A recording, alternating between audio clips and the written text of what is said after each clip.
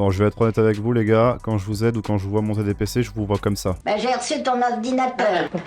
Attends, il doit y avoir un système. Je sais pas sur quoi t'as appuyé, tout à l'heure tu l'as ouvert. Qu'est-ce que c'est ce bordel là? Non, vaudrait mieux que t'appelles quelqu'un, mon... C'est pour ça que je fais ces vidéos là. Donc là aujourd'hui on se retrouve pour une nouvelle vidéo explication. Aujourd'hui je parle de stockage, parce qu'il y a beaucoup de gens qui me saoulent avec le SSD NVMe et il y a trop de gens qui confondent les noms. Donc je vais mettre les choses au clair, comme ça le prochain qui se trompe dans mes commentaires il est ban. Voilà, si ça te plaît, tu mets un like, tu t'abonnes. Tu es toujours avec ma tablette graphique. Du coup on est parti. Bon déjà pour commencer, il faut que tu saches qu'il y a deux types de stockage dominants actuellement. Il y a le HDD et le SSD. Il faut que tu saches à quoi correspondent chaque lettre. HDD ça veut dire Hard Disk Drive. Ensuite SSD c'est Solid State Drive. Donc voilà, et puis récemment en type de mémoire aussi tu as le SSD M2 qui vient d'arriver. Alors je le mets pas en type spécial, mais en gros c'est presque comme un SSD, je vais t'expliquer ça tout de suite. Bon alors juste avant d'attaquer dans les trucs un peu compliqués, on va d'abord faire les différentes tailles. Et donc tu vas comprendre d'où le M2 vient. Déjà, t'as la taille 3.5, c'est en pouces, 3,5 pouces. Ensuite, t'as 2,5 pouces. Et ensuite, t'as M2. Évidemment, c'est pas en pouces. Le 3,5, tu le connais généralement assez facilement. Tu sais, c'est les gros disques durs qu'on voit un peu partout, là, qui sont à peu près comme ça, tu vois, qui sont bien épais. Ensuite, le 2.5, bah, c'est la même chose en plus petit. C'est ce que tu vois généralement dans les PC portables qui commencent à être un peu vieux maintenant. Bah, en gros, c'est la même chose que les 3.5, mais en plus petit et en moins épais et tout, voilà. Et ensuite, t'as les M2, donc, qui eux sont beaucoup plus récents et qui n'ont pas du tout la même tête. Bon, tu m'excuseras, c'est droit, ok, hein. Tous les traits qui sont pas droits, t'imagines que c'est droit. Alors le 3.5 ça concerne les disques durs. Disque dur ça veut dire HDD. 2.5 ça concerne les disques durs et les SSD. Et les M2 ça concerne uniquement les SSD.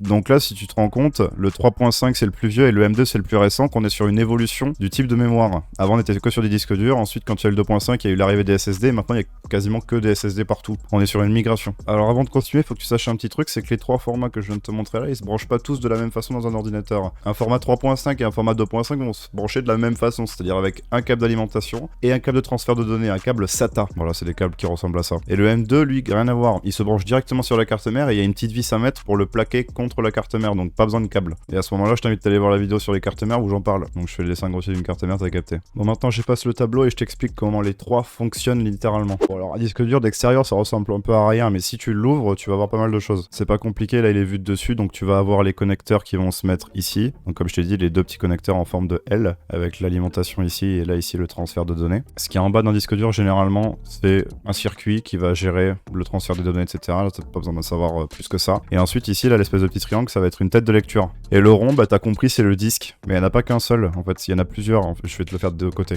Donc voilà, là, c'est en gros, c'est vu de côté. Donc là, t'as vu de dessus et là, c'est vu de côté tranché. Donc là, en fait, t'as les petits triangles. On dirait qu'il n'y en a qu'un seul, mais en fait, il y en a plusieurs. Et pareil pour les disques, en fait, c'est plusieurs disques empilés parce que tu peux pas stocker toutes les données sur un seul disque. Voilà, donc ça, c'était le fonctionnement d'un disque dur. C'est un peu complexe. C'est pour ça que je voulais te faire un petit dessin spécial là-dessus. Mais le SSD, ça va aller beaucoup plus vite. Bon, alors un SSD, je te fais un dessin, mais il n'y a pas grand chose à expliquer. Bon, alors voilà, ça c'est un SSD vu de dessus. C'est pas compliqué. Ici, t'as l'alimentation et ici, t'as le transfert des données. Ici, c'est une sorte, un petit peu une petite carte mère de SSD. En gros, c'est pareil comme le disque dur. C'est quelque chose qui gère. Un PCB, c'est un circuit imprimé, cherche pas. Et ensuite, tous les petits carrés que j'ai dessinés, ils sont sur un circuit imprimé. Ça s'appelle une puce NAND. Et en fait, il y a différents types de puces NAND qui vont déterminer la qualité, le prix et la vitesse de ton SSD. Et du coup, je vais t'en parler juste après. Bon, maintenant, j'efface le tableau et je te parle des différents types de SSD M2. Bon, alors, je t'ai dessiné différentes tailles de M2 parce qu'en fait, bah, il y a plusieurs tailles. Souvent, sur un SSD, tu vas avoir écrit 22 et un chiffre derrière. Et en gros, ce chiffre, il va aller de 30 à 110. À quoi ça correspond? Tu sépares ça en deux. 22, c'est la largeur et 110, 80 et tout, ça va être la longueur. Le plus commun, ça va être le 80, 22, 80 du coup. Et il y a certaines cartes Wi-Fi d'ailleurs aussi, c'est des 22-30 parce qu'elles utilisent aussi le format M2. M2 c'est pas type SSD, c'est juste un format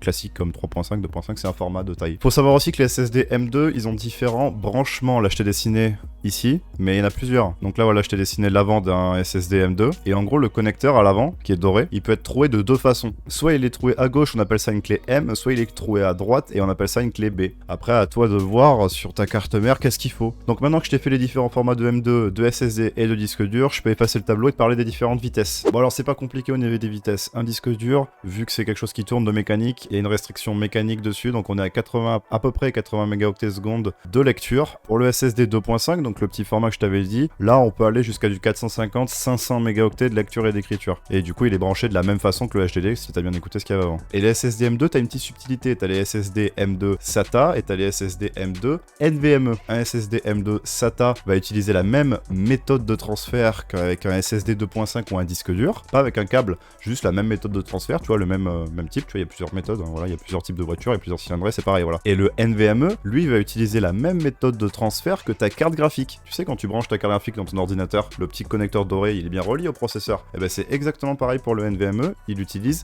la même méthode de transfert. Du coup, ça va beaucoup plus vite. Et c'est aussi pour ça que les SSD M2 sont proches du processeur, c'est pour utiliser les mêmes voies d'accès que la carte graphique, t'as compris. Donc du coup, il y a le SSD M2 SATA et le SSD M2 NVMe. Bah, pour la vitesse du SATA, c'est pareil que pour le SSD 2.5, vu que c'est la même méthode de transfert, on va être sur du 450 ms. Et le NVMe, il y a encore une subtilité derrière, il y a différentes générations de PCI Express. Donc en gros, la vitesse de ton bus, tu sais, de ta carte graphique, t'as le PCI Express 3, PCI Express 4, PCI Express 5, 6, 7, voilà, donc on a plein. Mais du coup, la vitesse change. Alors t'as le PCI Express 3.0 et 4.0 qui pour l'instant sont les plus répandus. Pour un SSD M2 NVMe 3.0, on est sur une vitesse allant de 2,5 gigaoctets à 3,5 gigaoctets par seconde, donc 3500, 3000 MO on va dire. Et pour un SSD M2 NVMe 4.0, là on va partir sur du 6, 7, voire certains 7500. Voilà, donc tu te rends compte qu'entre un disque dur qui fait 80 MO seconde et un SSD M2 NVMe 4.0 qui fait du 7000 mégaoctets par seconde, il y a un univers quand même, hein. T'as le temps d'aller boire un café pendant le transfert de fichiers quoi. Ok, bah maintenant que t'as les différentes vitesses de disque dur, de SSD et de SSD M2, eh ben on peut passer aux différentes puces NAND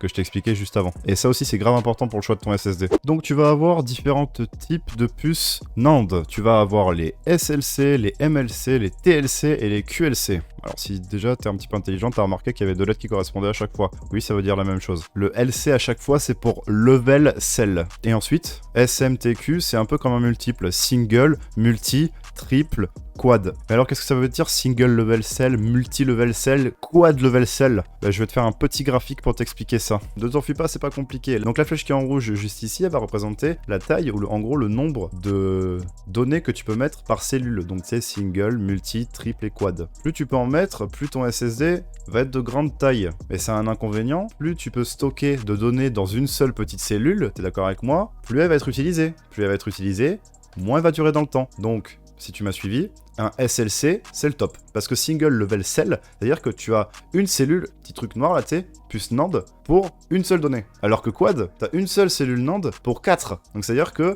il est 4 fois plus utilisé. Donc durée de vie, bon logiquement durée de vie théoriquement divisé par 4. Bon c'est pas vraiment le cas mais t'as compris l'idée. Donc voilà, maintenant on va placer nos petits noms sur le graphique. Donc SLC, si tu m'as suivi, il se trouve en bas, juste ici. MLC, on va dire qu'il se trouve au premier tiers. TLC vers là. Et QLC tout en haut du graphique. Voilà, donc maintenant tu t'es rendu compte de deux choses. La première, c'est que j'utilisais Photoshop pour faire mes graphiques. Et la deuxième, que SLC, c'est le top au niveau des données. Et QLC, c'est pas ouf. Donc là, tous les mecs fans de SLC ou de QLC vont me détruire. Mais en gros, si tu veux un bon rapport qualité-prix, t'as du TLC ou du MLC qui est pas trop mal. Parce que plus tu vas vers le SLC, plus c'est cher, généralement. Parce que un SSD de 500 Go SLC ou un SSD de 500 Go QLC, il y a autant de données. La taille ne varie pas. Mais le prix, lui, varie. Parce que du coup, pour faire du SLC, t'as besoin de 4 fois plus de cellules pour le même nombre de données. Alors que QLC, bah, t'en as besoin de 4 fois moins. Tu comprends? Tu comprends QLC, t'as besoin de moins de cellules pour stocker, donc moins cher, mais plus pauvre en durée de vie. Alors que SLC, t'as besoin d'énormément de cellules pour stocker tes données, ce qui coûte plus cher, mais ce qui est favorable à ta durée de vie de ton SSD parce que tu vas utiliser chaque cellule beaucoup moins. Bon, j'espère que t'as tout compris. Les différentes puces NAND, les différentes tailles, formats de stockage, leur vitesse.